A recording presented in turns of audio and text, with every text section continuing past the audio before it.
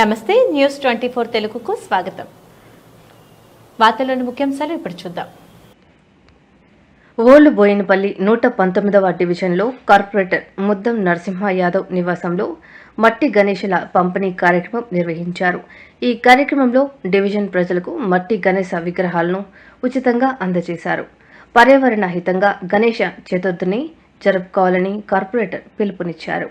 ఈ కార్యక్రమంలో డివిజన్ అధ్యక్షులు Irfan Bhai, general secretary Harinath, BC cell అధ్యక్షులు మట్టి శ్రీనివాస్, ఎస్సీసెల్ అధ్యక్షులు బుర్రి యాదగిరి, కార్యకర్తలు శ్యామ్, మోహన్, మహేష్, రాజు గౌడ్, శ్రీనివాస్ రెడ్డి, జేకే బాయ్, నరేష్, గణేష్, మాధవ్ తదితరులు పాల్గొన్నారు.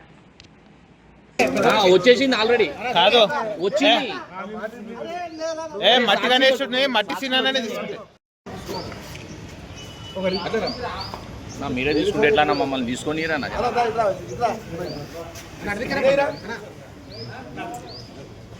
గణేష్ పండుగ సందర్భంగా జిహెచ్ఎంసీ నుంచి దాదాపు 500 గణపతులు అందరికీ కూడా ఇవ్వడం జరుగుతుంది.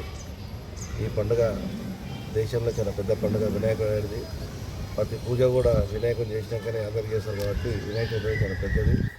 దానికి అందరూ కూడా ప్రతి గల్లీలో ఇంట్లో ఏ ఇంట్లో అయినా పండుగ వాతావరణం 5 రోజులు 11 రోజులు పెట్టుకొని వినాయకుడిని పూజించి భక్తి శ్రద్ధలతో బ్రహ్మాండంగా ఉత్సవాలు చేసుకొని అందరూ కూడా ఆరోగ్యాలతో రాష్ట్రంగా దేశంగా సుభిస్తూ ఉండాలని కోరుకుంటారు. అందరూ కూడా దాంట్లో భాగంగా వినాయకుడు కూడా మేము కూడా మా తెలంగాణ కానీ మా ప్రాంతం కానీ అంతా కూడా శుభశాంతితో ఉండాలని చెప్పి కోరుకుంటూ ధన్యవాదాలు. Thank you. రక్షించాలంటే మట్టి గణపతులను ఇస్తున్నందుకే అందరూ కూడా మట్టి గణపతులను తీసుకొచ్చి పెట్టి నిమజ్జనం చేయాలి. ఎందుకంటే పర్యావరణం చాలా ఇంపార్టెంట్. ప్రజలకు కానీ పిల్లలకు కానీ రాబోయే కాలానికి మనం ఎంత జాగ్రత్తలు తీసుకొని చేస్తే అందరూ కూడా బాగుంటుంది. అందుకనే మట్టి గణపతి యువజన